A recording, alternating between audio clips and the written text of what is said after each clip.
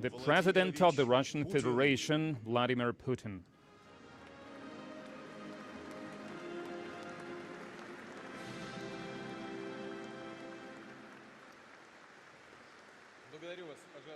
Thank you. Thank you. Please take your seats.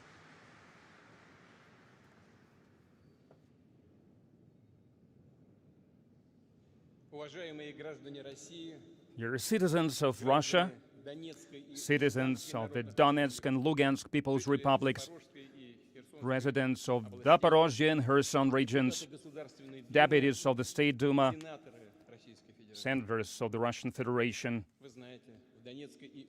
You know that in Donetsk and Lugansk People's Republic, in Zaporozhye and Kherson regions, referenda were held.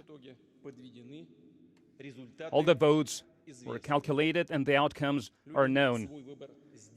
People have made their choice. And this choice is beyond any doubt. Today we're going to sign the treaties on admitting the Donetsk People's Republic, Lugansk People's Republic, Zaporozhye region and Kherson region.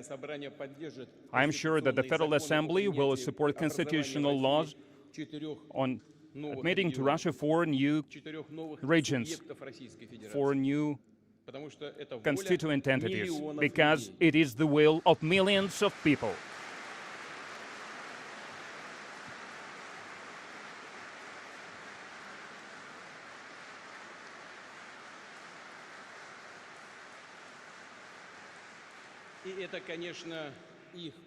And of course, it is their right, it is their inherent right, which is enshrined in the Article 1 of the UN Charter, which directly says about the principle of equality and self-determination of peoples. Once again, I would like to reiterate, it's an inherent right. It is based on the historical unity in the name of which generations of our ancestors were winning their battles, those who, from the roots of ancient Rus, for centuries was creating and protecting Russia. Here in the new Russia, Rumyantsev, Suvorov and Ushakov were fighting.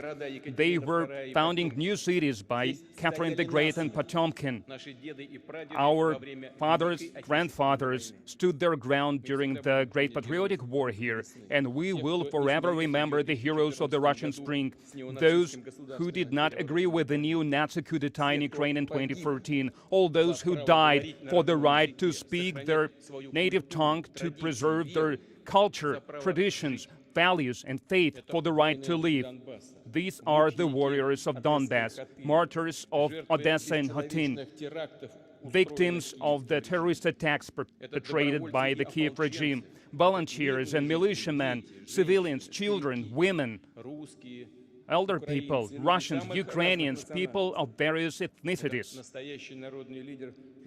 The true people's leader of Donetsk, Alexander Zakharchenko, battle commanders Zhoga, Kachura, Mozgovoy,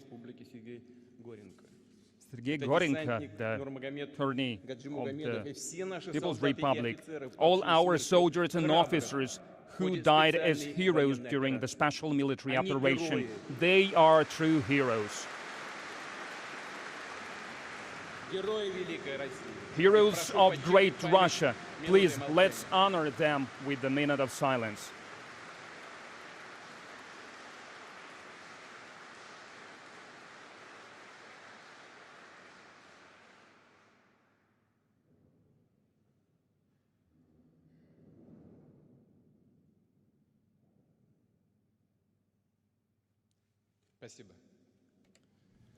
Thank you.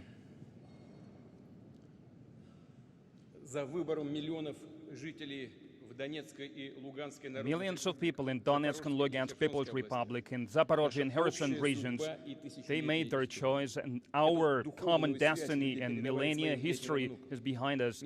That was passed on from generation to generation. Despite all the difficulties, they kept the love for Russia through years. And these feelings cannot be destroyed in us by anyone. That's why older generations and the youth, those who were burned up for the tragedy of the collapse of the Soviet Union, voted for our unity, for our common shared future. In 1991, in Belorusskaya Pucha, without asking about the will of regular citizens, representatives of those party elites made the decision to bring their homeland to collapse. And the people, they were torn apart from their motherland. It dismembered our unity, national unity. It turned into a disaster. Like after the revolution, they were making dividing borders somewhere behind the scenes, and the latest leaders of the Soviet Union, despite the direct expression of will at the referendum of 1991, they destroyed our great country. They just presented it to the people as a fact. Maybe they didn't completely understand what they were doing and what would be the consequences of this. But this doesn't matter anymore. The Soviet Union is no more. The past cannot be fixed. And Russia today doesn't need this.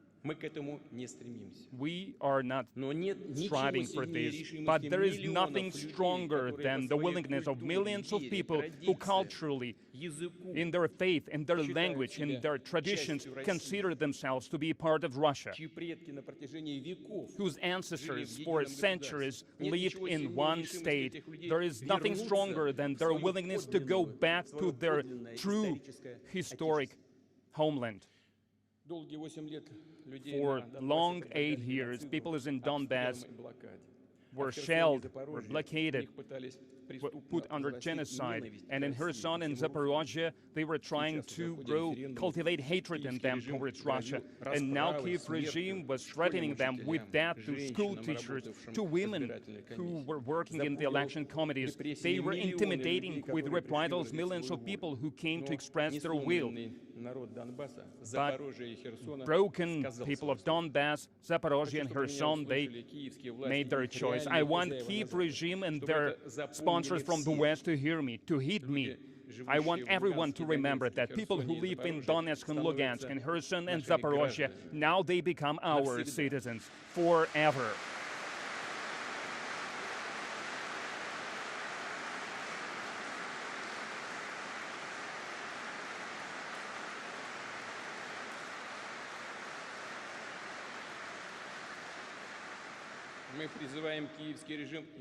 We appeal to the Kiev regime to cease fire immediately, all the hostilities, the war that they started back in 2014, and to go back at the negotiations table, because we are ready to do that. And we have said that on many occasions, but the choice of the people of Donetsk, Lugansk, Zaporozhye and Kherson, we are not going to discuss that. The choice was made, and Russia will not betray this choice.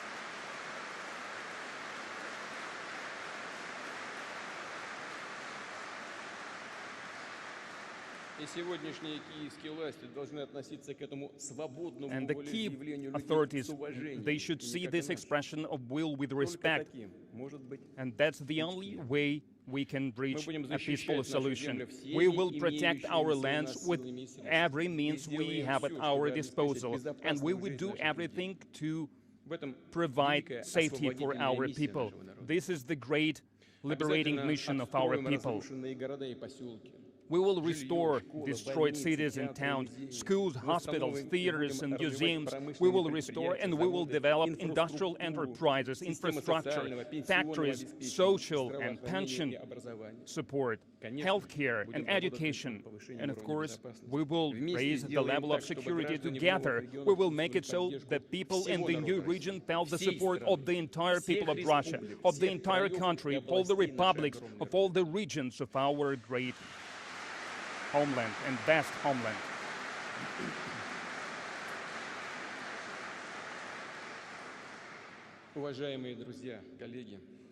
Friends, colleagues, today I would like to address soldiers and officers who participate in the special military operation, to the warriors of Donbass and New Russia, those who offer the decree of the partial mobilization, joining the armed forces, performing their patriotic duty, who are coming to the enlistment offices voluntarily. I would like to address their parents, wives, children. I would like to explain what our people is fighting for.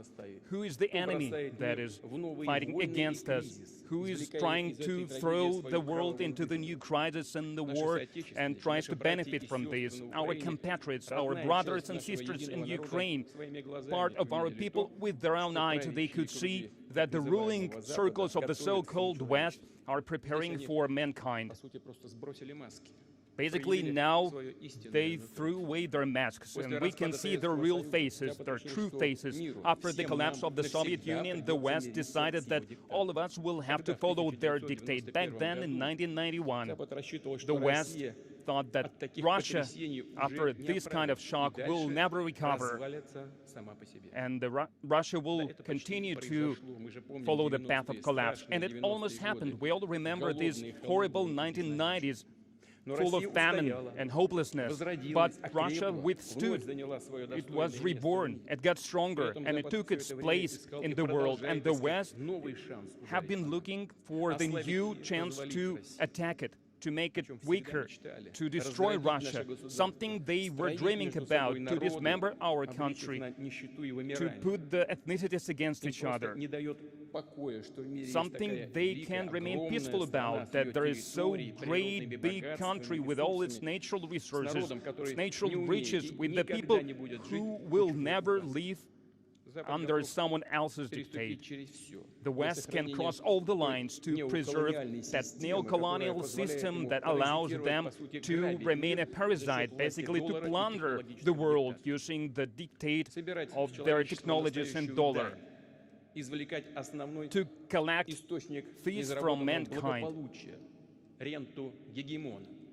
to collect this fee of a hegemon. And this is the key motive that they have. That's why they want total sovereignty. That's why they are becoming aggressive towards truly independent states, towards traditional values and independent cultures, and attempts to undermine international and integrational processes that they do not control, new global currencies and centers of technological development.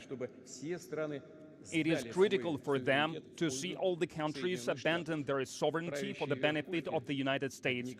Ruling elites of some of the states, they do this voluntarily, and they agree to become vassals voluntarily.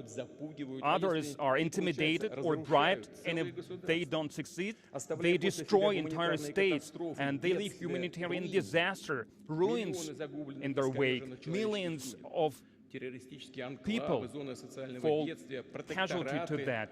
They create enclaves, protectorates, colonies, half colonies, but they do not care. The only thing they want is to benefit from that. Again, it is this will to dominate is the origin of the war, the hybrid war that the West is waging against Russia. They do not wish us to be free, they want us to be a colony. They don't want to have a partnership with us, they want to plunder us.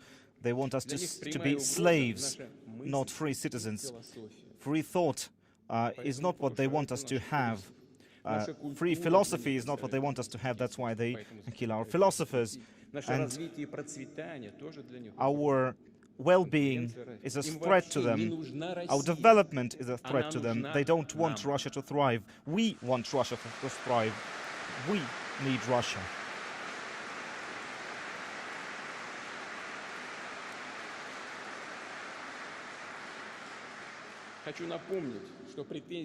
Again, attempts at world domination have been thwarted many times by the great Russian people, and now again we will protect our people and our values. Our enemies believe that they will not have to suffer the consequences of their actions, that there will be no ramifications, but that is not true. All the agreements that have been reached before on global security or agreements between governments are no longer respected or valued. Many of our former leaders actually listened to our Western enemies and decided to give up their weapons, their power, their everything. They listened to the lies and they believed them. And that led to what is now called a rules-based world order. What rules are we talking about? What rules are we talking about? Who agreed on those rules that the West proclaim? These are all lies. These are all double standards and hypocrisy. They take us as fools, take us for fools, and Russia is a civilization of thousands of years, and we will not live according to someone else's rules.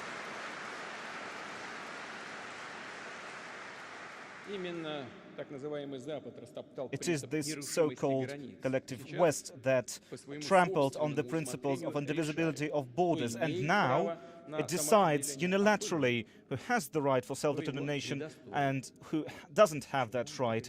Why? What is the rationale for their decisions? Who gave them the right to decide all of that?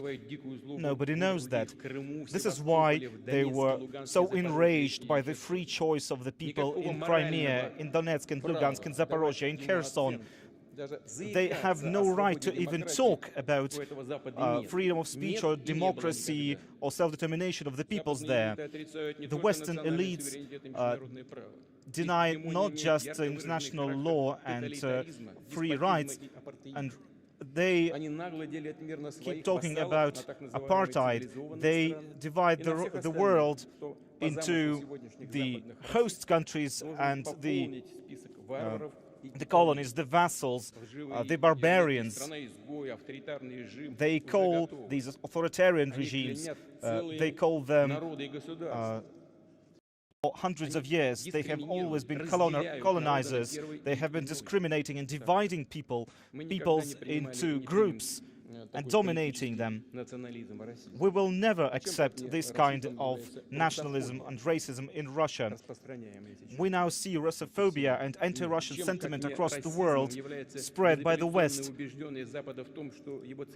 And the West is convinced that its civilization, its neoliberal culture, is a template for the entire world to follow, and there are no other options, no other scenarios.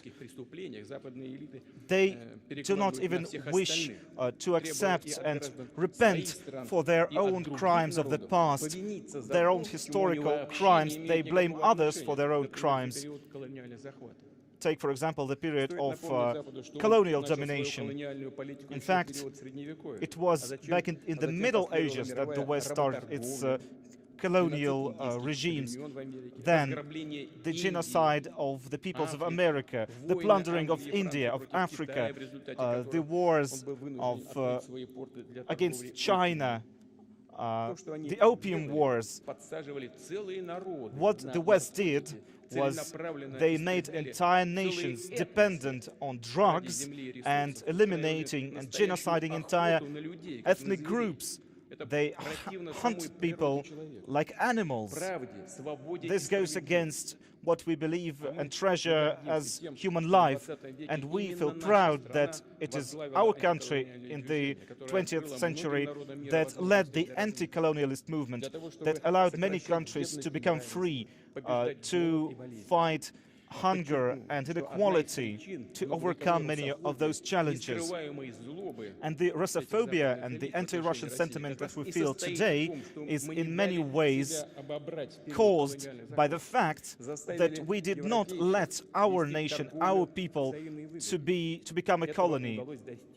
We defended others and we defended ourselves by creating a strong centralized state that developed itself, strengthened itself based on great moral values of great world religions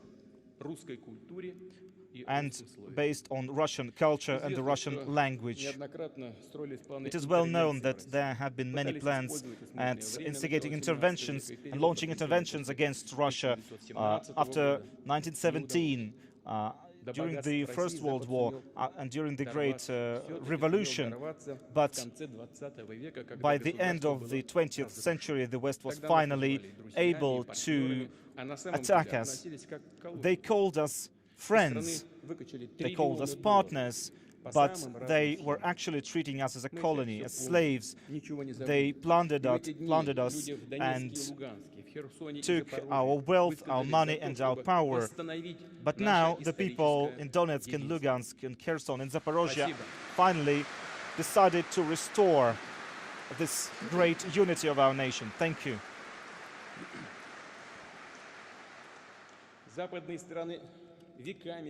The Western nations for ages have been saying that they bring democracy and freedom to the world, but it's entirely the opposite.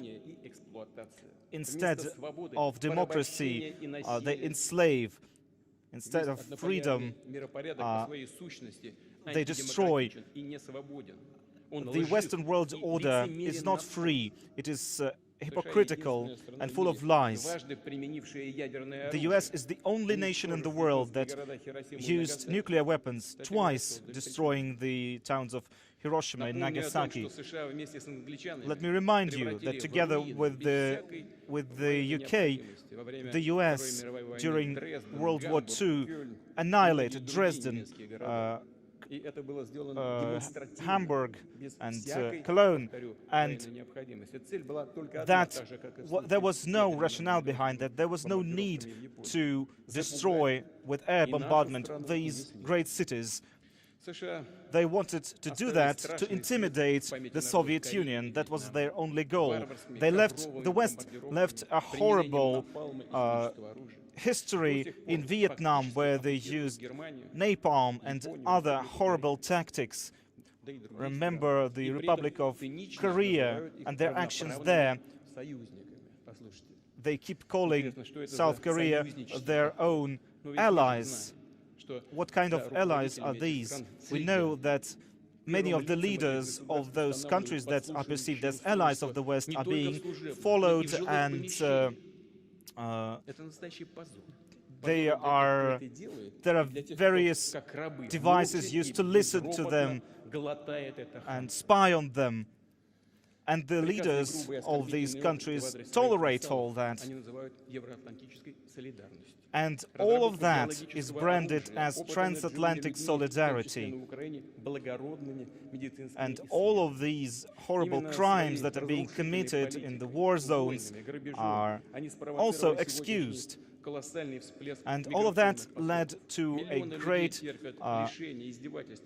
problem that has to do with migrant flows. People are fleeing their countries, going to Europe and elsewhere. There is a problem of food security. There's food, there's bread being and grain being exported from Ukraine and Russia. Where is that grain going? It is not going to the poorest countries on the world, as they say. Only 5% of that grain is going there. It is all based on lies. And the Western elites are using the tragedies of these people to strengthen themselves, to destroy sovereign countries. The same goes for Russia, for the identity. This actually concerns the identity of France, Germany and many other countries. There are calls for imposing more and more sanctions against Russia, and the leaders of Europe concede to that. But they must realize that when they are deprived of Russian resources and Russian energy, they will suffer a heavy blow on their own industries. This is not just being subservient to the United States by Europe. This is a direct betrayal of their own people. In fact, what we saw recently was a direct diversion and direct attacks on the Nord Stream pipelines. In fact, they started destroying the energy infrastructure of Europe. Who profits from that? Well, those who profit from that are the ones who are responsible, are the ones who are the perpetrators. It is this regime is all based on violence and intimidation. This is why we see hundreds of military bases emerging all around the world. This is why we see attempts at creating new military alliances, such as AUKUS. We see the Washington-Seoul-Tokyo trifecta emerging, and any attempt to challenge this Western hegemony is perceived as a direct threat that requires an immediate response, because all they need, all the West needs, is complete dominance. When they talk about their plans, they say that they're peaceful, but they're hypocritical. They talk about containment. And this word, containment, has been found in almost every security document of the West. What does this containment mean? It means undermining the development of any independent and sovereign center of power. We have seen this in Russia, we have seen this in the Middle East, in Africa, in Asia. And we know that whenever even the allies of the US go against the party line of the United States, the United States even attacks their own allies. Nobody is safe. Everyone can become a target, including our allies, the countries of the Commonwealth of Independent States. We have seen a sanctions blitzkrieg against Russia. When they started it, they believed that they will be able to control the world and place it under its whims. Some people believed that would happen, but the majority of states do not want to follow that agenda. They choose a path of cooperating with Russia. This kind of defiance is not something that the US expected to see. They have been accustomed to using violence, and they believe that this instrument of violence and direct threats is something that will work indefinitely. But this kind of politics is not just the product of the idea of American that America is special. There are many other origins of this. They are using fakes. They are using direct and propaganda. They are lying, just like Goebbels did. And the more brazen the lie is, the more people believe in it. But you cannot feed people with money that you continuously print. When you continue to push money into the economy, you cannot. It cannot become energy or gas that will warm your flats. You cannot feed people with money.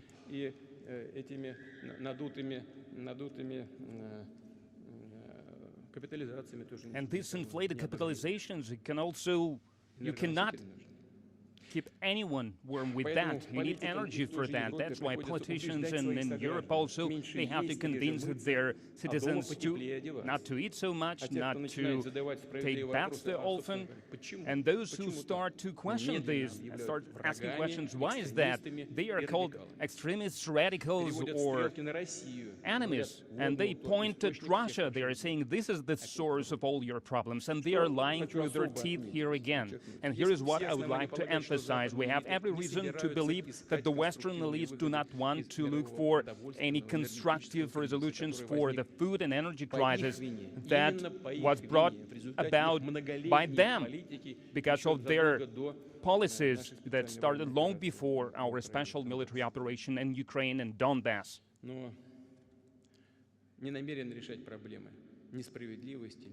And they do not want to resolve these issues of inequality, of injustice. They want to use other recipes that they are so used to. And I would like to remind you that the controversies of the early 20th centuries were resolved by the West by the World War II.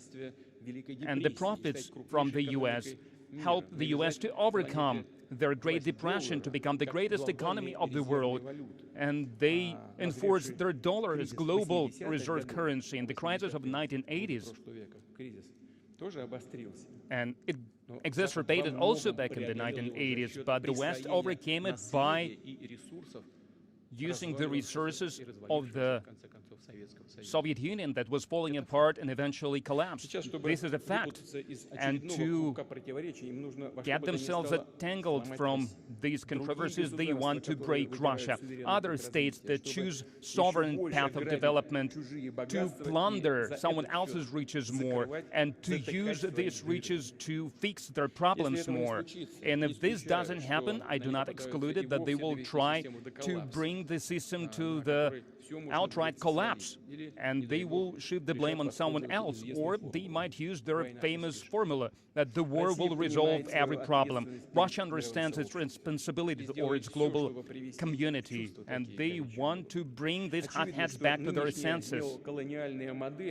Obviously, this neo-colonial model is doomed to fail, and I would like to reiterate that there are true masters. They will cling to it until the end, because they have nothing else to offer the world rather than this pillaging, plundering system, because they want to deprive billions of people, most of the people, they want to deprive them from their right for justice and freedom of choice for their future. And now they shifted to the radical denial of the traditional values, religion, of family. Let's answer these simple questions now.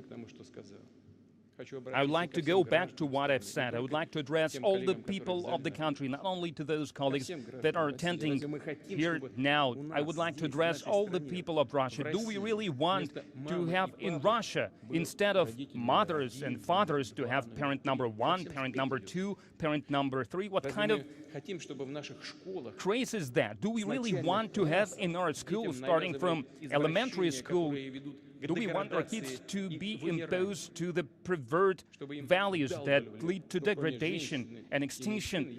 Do we want them to impose this understanding that instead of males and females, there are some genders?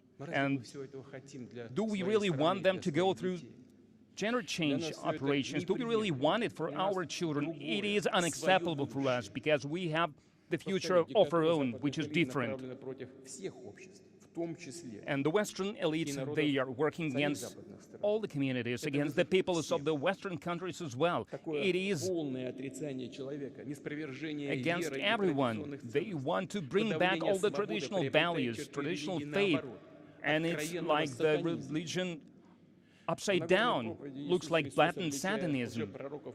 When Jesus Christ was talking about false prophets, he was saying, you will recognize them by the fruits they will yield.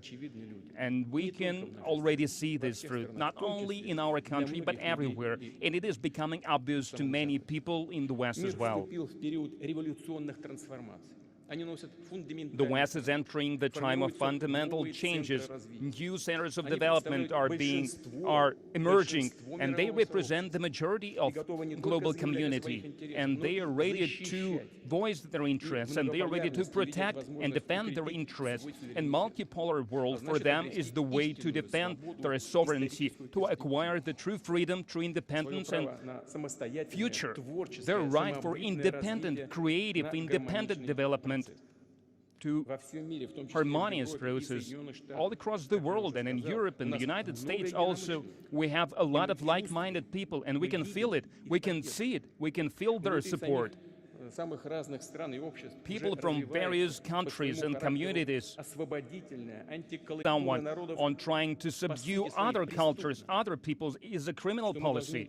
They understand that we should turn this awful page, and the Western hegemony will be broken. and it is unavoidable, and it will never be like it was before. The battlefield that history called us to, it is the battlefield for our people, for big historical Russia, for great Russia.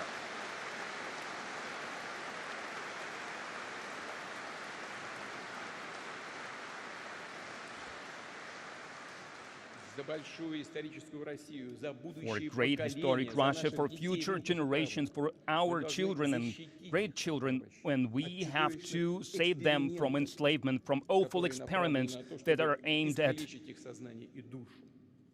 maiming their souls. And we fight today's soul that never could think ever again that Russia, our people, our language, our culture can be just cancelled from history. Today, we need to consolidate all our society, and this consolidation should be based on the sovereignty, on freedom, on creativity, on justice. Our values are humanity, mercy, compassion. I would like to conclude my address with the words of the true patriot, Ivan Ilyin. If I consider Russia my motherland, it means that I love in Russian way, that I create and think in Russian, I sing and speak in Russian. I believe in spiritual strength of the Russian people. Spirit of the people is my spirit. Its destiny is my destiny. Its suffering is my grief. Its prosperity is joy to me. And the great spiritual choices behind these words, and many generations of our ancestors followed this path. And today we are making this choice. Citizens of the Donetsk and Lugansk People's Republic made this choice. People and citizens of the Zaporozhye and Kherson regions, they made their choice to be with their people, to be with their motherland, to share its destiny, to win and prevail with their motherland. The truth is with us. Russia is with us.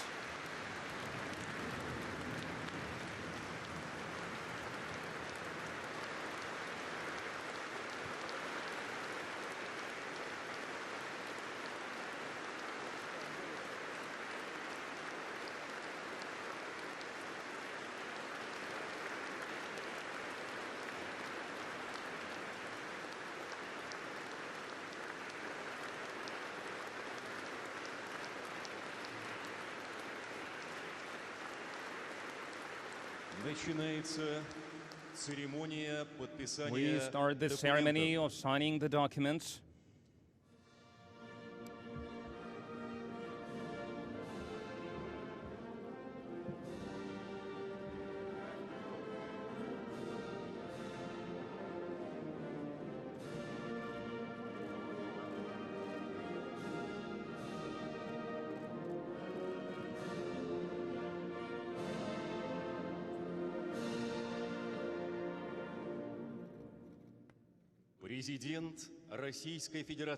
President of the Russian Federation, Vladimir Putin.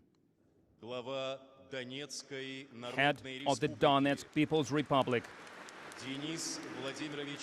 Denis Pushilin. Head of the Lugansk People's Republic, Leonid Pasechnik.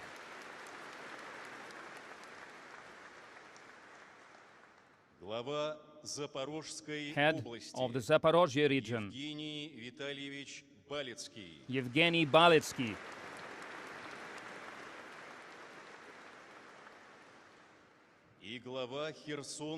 And the head of the Kherson region, Vladimir Saldo.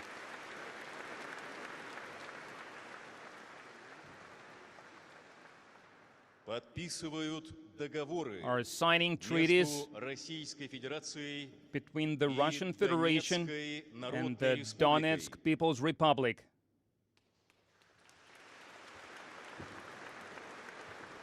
The Russian Federation and the Lugansk People's Republic.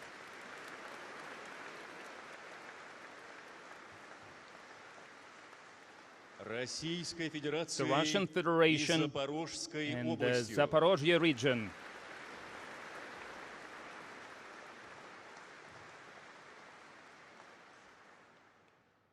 The Russian Federation and the Kherson region.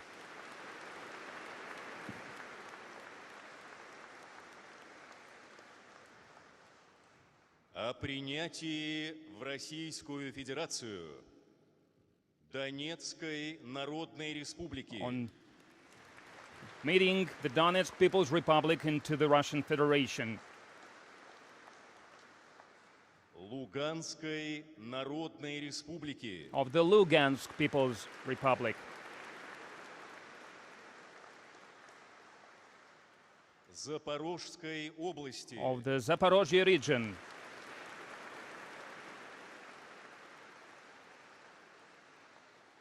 И Херсонской области. And the Kherson region.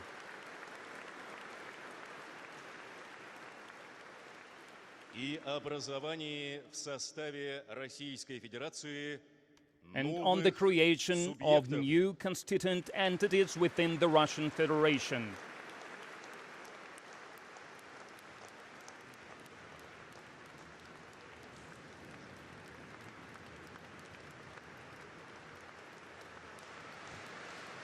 Исполняется государственный гимн The national anthem of the Russian Federation.